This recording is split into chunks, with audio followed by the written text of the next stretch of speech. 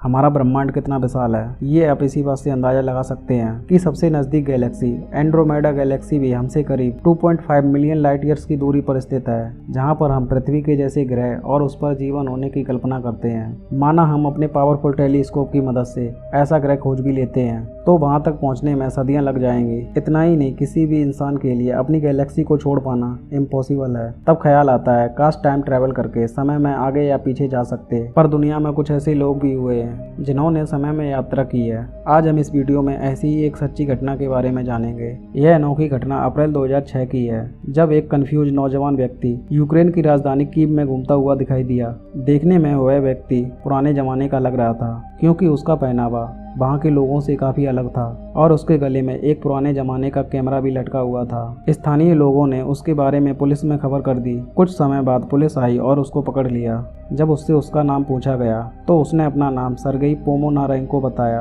और आईडी देखने पर पता चला वो एक ऐसे देश की आईडी दिखा रहा था जो देश मौजूद ही नहीं था। जी हाँ, वो आईडी सोवियत यूनियन के समय की थी। जैसा कि हम जानते हैं, यूक्रेन पहले सोवियत यूनियन का हिस्सा हुआ करता था। ये वाकया जब सामने आया तब यूक्रेन को सोवियत यूनियन से अलग हुए 16 साल बीत चुके थे। हैरान करने वाली बात तो ये थी कि वह व्यक्ति देखने में 20 से 25 साल का लग रहा था, पर उसके पासपोर्ट पर मौजूद डेट ऑफ बर्थ 1932 लिखी हुई थी।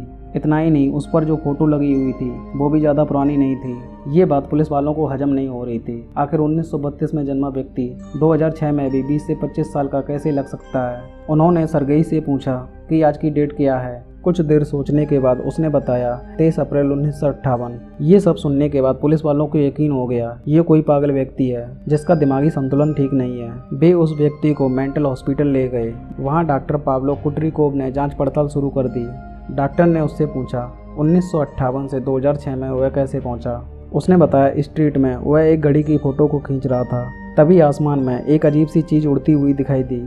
डॉक्टर ने उससे पूछा कि वो चीज़ क्या थी, तो उसने बताया उस चीज़ के बारे में उसको कोई जानकारी नहीं है, पर उसने उस उड़ने वाली चीज़ को अपने कैमरे में कैप्चर कर लिया था और उसने वो कैमरा डॉक्टर की ओर बढ़ा दिया। कैमरा देखने में नई जैसा था, जिस पर यास्मा फ्लेक्स लिखा हुआ था। अब एक फोटोग्राफ एक्सपर्ट वैडिम पोजनर को बुलाया गया और उसने बताया इस कैमरे में पड़ी हुई रील को 1956 में बनाया गया था और इस प्रकार की रील को 1970 में बनाना बंद कर दिया गया था। और उसके बाद उसने उस कैमरे में पड़ी हुई रील से फ़ोटोज़ बनाने शुरू किए।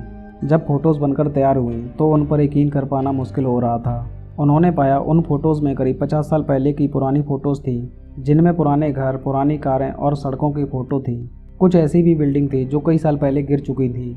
इतना ही नहीं, सर्गेई और उसकी गर्लफ्रेंड की भी कुछ फ़ोटोज़ उस कैमरे से मिली थी और लास्ट में वो फोटो भी मिली, जिसे आखिरी वक्त क्लिक करते हुए सर्गेई टाइम ट्रेवल करके 2006 में आ पहुंचा था। इस फोटो में एक अननोन सा ऑब्जेक्ट उड़ता हुआ दिखाई दे रहा था। डॉक्टर के लिए यकीन कर पाना मुश्किल हो रहा था। भला कोई व्यक्ति टाइम ट्रेवल करके कैसे आ सकता है। डॉक्टर कुछ सोच पाता उससे पहले वह व्यक्ति उठा और कमरे से बाहर निकल गया, और जिसके बाद उस व्यक्ति को काफ़ी ढूंढा गया पर वह कहीं नहीं मिला।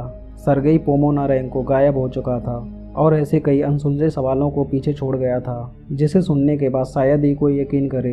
बचा रह गया तो बस उसका आईडी प्रूफ, कैमरा और उसके द्वारा ली गई तस्वीरें, जो सभी को हैरत में डाल देती हैं। बाद में पुलिस ने इन्वेस्टिगेशन शुरू की। तब उस बूढ़ी हो चुकी गर्लफ्रेंड ने बताया कि वह व्यक्ति 1958 में कुछ दिन के लिए गायब हो गया था और जब वह वापस आया था तो उसकी बताई गई बातों पर किसी ने भरोसा नहीं किया था। और कुछ साल बाद एक बार फिर से वह व्यक्ति गायब हो गया और फिर कभी वापस नहीं आया। सर्गेई ने अपनी गर्लफ्रेंड को एक फ़ोटो भेजी थी जिसमें वह बूढ़ा हो चुका था और एक नोट भी था जिसमें 2050 का जिक्र था। ये कहानी यूक्रेन के एक टीवी शो में दिखाई गई थी, जिस शो का नाम एलियन था। कुछ लोग ऐसे भी हैं जो इस कहानी को सच मानते हैं, तो कुछ लोग ऐसे भी हैं जो इसको एक काल्पनिक कहानी के तौर पर देखते हैं। आज के वीडियो में बस इतना ही। आप टाइम ट्रेवल के बारे में क्या सोचते हैं, कमेंट करके ज़रूर बताइएगा।